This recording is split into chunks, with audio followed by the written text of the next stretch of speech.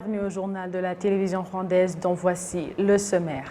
Le président de la République, Paul Kagame, s'est adressé ce jeudi au 6e forum du Global Business Forum Africa qui se tient aux Émirats arabes unis sous le thème de la transformation à travers le commerce. Pour la toute première fois au Rwanda, les élections des instances de base vont se dérouler par scrutin indirect depuis le niveau du quartier, non au niveau de la cellule comme d'habitude, afin de se protéger contre la Covid-19. Au sommaire également, il y a le gouvernement rwandais qui a débuté le recensement de toutes les vaches du pays afin de lutter contre le vol et les épidémies qui les frappent. Ailleurs dans le monde, au Kenya, la Fédération d'athlétisme demande justice pour Agnès Tirop et a même organisé une conférence de presse ce jeudi dans le même cadre. Bonsoir à toutes et à tous, restez avec moi Amandine Dikoumassabo. Je vous retrouve dans un instant pour le journal en détail.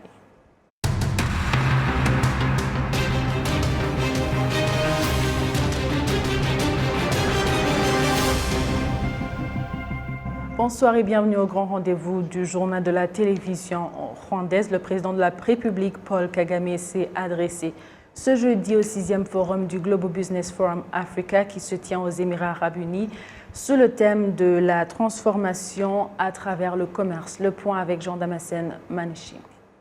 Adressant aux participants au forum, le président de la République du Rwanda, Paul Kagame, a rappelé combien la vie du continent africain a été compromise par la pandémie de Covid-19, raison pour laquelle les efforts doivent être déployés pour exploiter au maximum les opportunités conséquentes à la zone de libre-échange continentale africaine.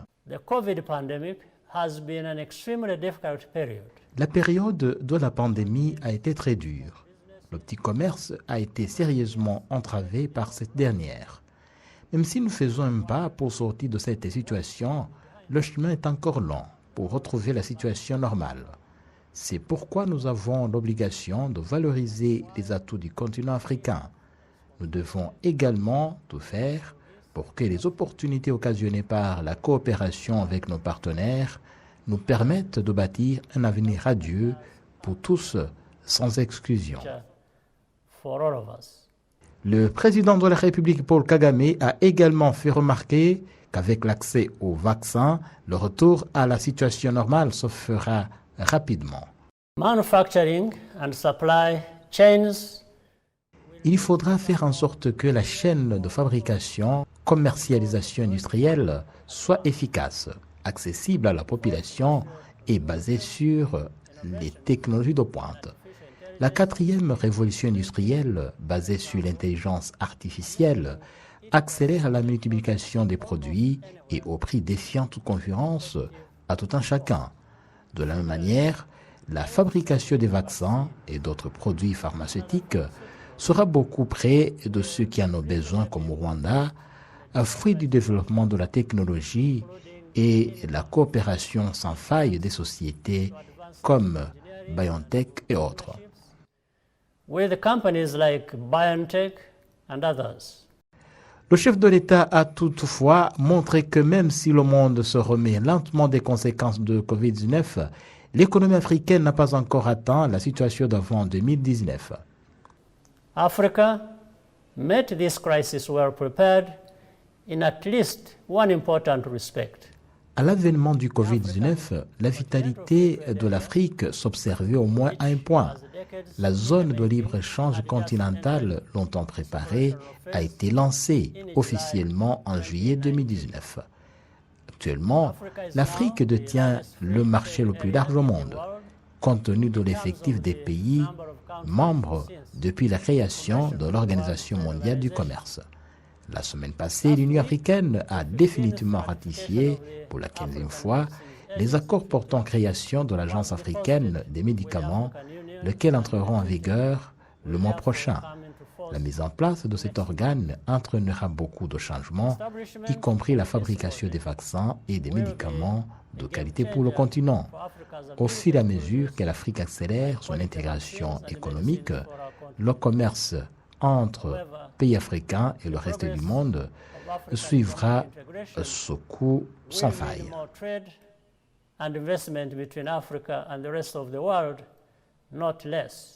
Ce 16e forum qui se tient aux Émirats arabes unis a été organisé par la Chambre de commerce de Dubaï et se tient conjointement avec l'exposition de Dubaï 2020. Jean Damascène Manichimé pour la TV rwandaise.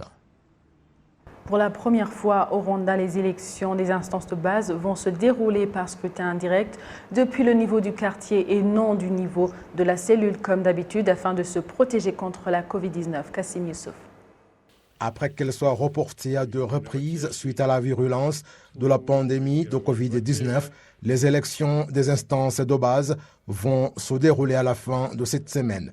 Le président de la commission électorale, le professeur Kadi Sambanda, indique que depuis le quartier jusqu'au niveau du district, les élections des instances de base vont se dérouler par scrutin indirect en appliquant les instructions sanitaires de lutte contre la Covid-19 et raison pour laquelle la campagne de ceux qui veulent entrer au conseil consultatif des districts sera faite à l'aide de la technologie.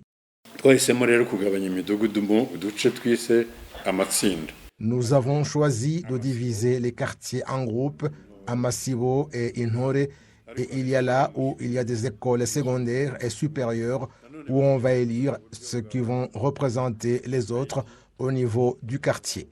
Leur campagne se déroulera à l'aide de la technologie. Il n'y aura pas de réunion, mais ils enverront autant de messages possibles et demanderont aux autres de le faire pour eux. Au jour des élections, ils pourront ensuite faire la campagne pendant 5 minutes devant l'Assemblée électorale. Le ministre de l'administration locale, Gatabazi Jean-Marie Vianney, fait remarquer que le scrutin indirect ne va en rien du tout perturber le principe de la démocratie et le droit du citoyen de se choisir les dirigeants comme c'était le cas avant la Covid-19. Les votes vont débuter au niveau de Isibo, même sans la Covid. Ce n'est pas tout le monde qui participerait à l'élection du maire du district. L'assemblée électorale au niveau du district sera constituée des conseillers de chaque secteur du district élus au niveau des cellules et ces derniers en provenance des quartiers qui eux-mêmes ont été élus au niveau d'Isibo, qui ont été élus par tous les habitants.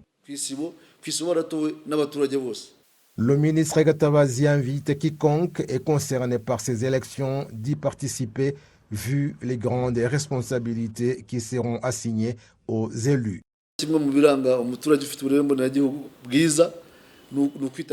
La caractéristique d'un bon citoyen patriote, c'est participer aux élections pour se choisir le dirigeant et à qui il pourra demander des comptes. Dire que tel ou tel dirigeant ne travaille pas bien alors que nous n'avons pas participé aux élections, ce n'est pas bien. Nous voudrions que les citoyens y participent pour qu'ils se rendent très tôt samedi élire leurs représentants au niveau des quartiers dans tout le pays. Le budget des élections des instances de base qui se déroulent ce samedi est évalué à environ 2 milliards de francs rwandais. Elles seront clôturées à la fin de novembre où environ 240 000 dirigeants seront élus dans tout le pays.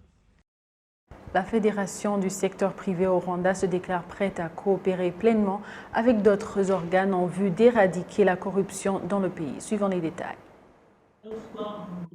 Au cours d'une réunion consultative avec les organes impliqués dans la lutte contre la corruption, le Sénat rwandais a montré que le secteur privé reste en arrière dans son combat contre la corruption. Le Sénat s'appuie sur le dernier rapport de l'organisation Transparency International Rwanda.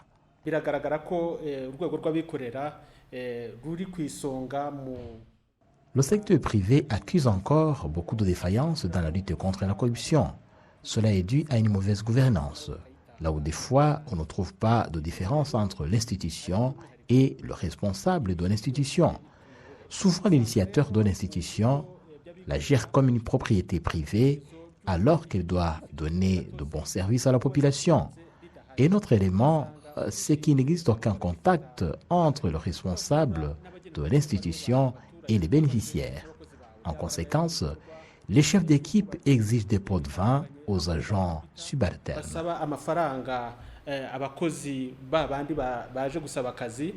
Le président du Sénat rwandais a quant à lui rappelé que la lutte contre la corruption ne doit jamais s'arrêter pour le bien de la population. Au fur et à mesure que s'accélère la lutte contre la corruption, la population souhaitera qu'elle soit totalement éradiquée. Ainsi, nous aiderions les opérateurs privés à gagner comme cela se doit, sans céder aux tentations de la corruption. Sinon, la population que nous représentons en pâtirait. La récente étude de l'organisation Transparency International Rwanda montre que la corruption dans le secteur privé est à la hauteur de 7%, alors qu'elle était de 4,2% en 2019. Jean-Thomas Manichimé pour la télévision rwandaise. Les acteurs du secteur hôtelier et touristique au Rwanda indiquent que la relance économique de ce secteur est à hauteur de 34% par rapport à leur niveau d'avant Covid-19 en 2019. Ils sont confiants que la situation serait normale si les instructions sanitaires sont toujours appliquées. Kassim Youssouf. La diminution des cas de Covid-19 et l'allègement des instructions sanitaires qu'approuve le Conseil des ministres sont parmi les facteurs qui rassure le secteur touristique et hôtelier que la situation pourrait se rétablir si personne ne baisse la garde. Certains hôteliers et propriétaires des cabarets disent que le niveau de confiance est en hausse exponentielle compte tenu de ce qu'ils constatent, mais soulignent que l'on doit toujours se protéger. Nous avons maintenant des réservations qui sont rejetées et nous sommes en train de voir comment augmenter les salles de réunion. C'est-à-dire qu'il y a des réunions qu'on avait reportées et qui se tiennent maintenant parce que la situation commence à se normaliser. Alors, plus nous luttons tous ensemble contre la pandémie et qu'elle régresse, il est clair que la confiance sera de retour.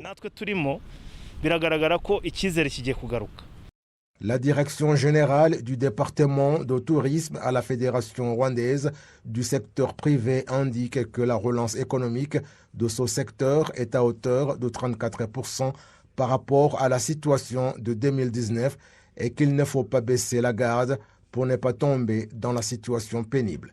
La directrice générale de l'agence rwandaise de développement, Cléa Akamanzi, a récemment dit que des efforts devraient être déployés dans l'octroi de services de qualité. Sometimes you go to a restaurant or to a hotel and you see 10 waiters or waitresses. And quelquefois, vous allez au restaurant ou à l'hôtel et vous voyez les serveurs venir successivement jusqu'à même à 5 demander la commande et on pourrait leur dire de venir tous prendre la commande au lieu de revenir chaque fois. Les moyens sont là et le personnel que vous payez est là, mais vous ne les organisez pas et vous ne procédez pas au renforcement de leurs capacités. En 2019, c'est le secteur touristique et hôtelier qui était en tête en ce qui concerne la rentrée de recettes en devises. Et cette année-là, il avait enregistré environ 500 millions de dollars américains et avait accordé de l'emploi à environ 160 000 personnes. En 2020, la pandémie de Covid-19 a déstabilisé notamment les activités touristiques. Le gouvernement a mis en place le fonds de relance économique et ce secteur a reçu environ 50 millions de dollars américains. Le gouvernement rwandais a débuté le recensement de toutes les vaches du pays afin de lutter contre le vol et les épidémies qui les frappent. Cette activité a nécessité un budget d'1,5 milliard de francs rwandais. Le récit de Kassim Youssouf. Ce recensement s'effectue dans tout le pays à chaque ménage qui dispose de vaches. Ce sont des vétérinaires formés qui font ce recensement en signalant l'espèce de vache, sa progéniture, son âge et comment l'éleveur l'a acquise. Certains éleveurs disent que cette activité est importante.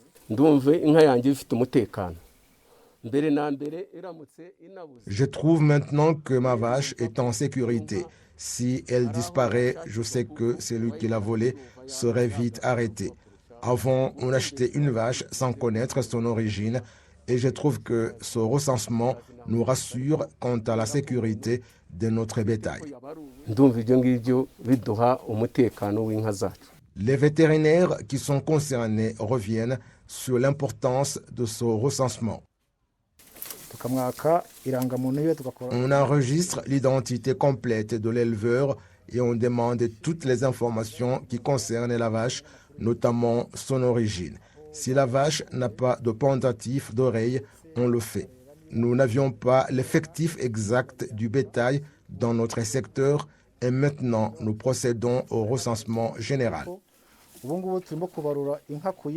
L'Agence rwandaise de développement de l'agriculture et les ressources animales arabes dit qu'il s'agit d'un programme du gouvernement qui vise à mettre en place une planification solide de l'élevage des vaches et à trouver les moyens de lutter contre les maladies qui frappent les vaches à cause des déplacements et aussi pour lutter contre le vol.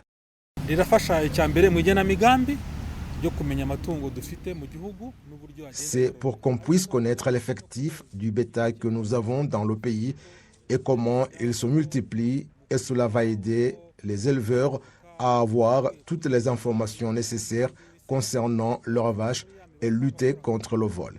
L'on pourra suivre si une vache est décédée ou a été emmenée à l'abattoir, et puis cela va permettre d'éviter les déplacements ainsi que les maladies. Il y aura un document autorisant le déplacement d'une vache d'un district à un autre.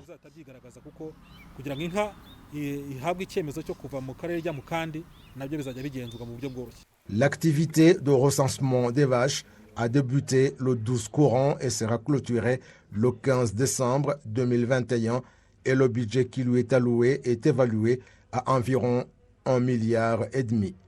Pendant 2 jours, environ 6 000 vaches ont été recensées.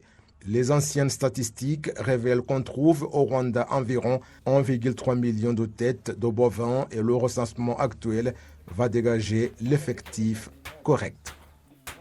Dans le domaine de l'éducation, parlons de la cérémonie ce jeudi de l'école Green Hills Academy qui célèbre la journée de la culture et de l'héritage dans le cadre d'apprendre aux enfants l'histoire de leur pays et de les encourager à être responsables dès leur bas âge. Les parents indiquent que c'est une bonne initiative qui fait que les enfants aient une connaissance entière de l'histoire de leur pays. Cette année, l'école Green Hills Academy a célébré pour la toute première fois la journée de la culture et de l'héritage, une activité qui sera désormais annuelle.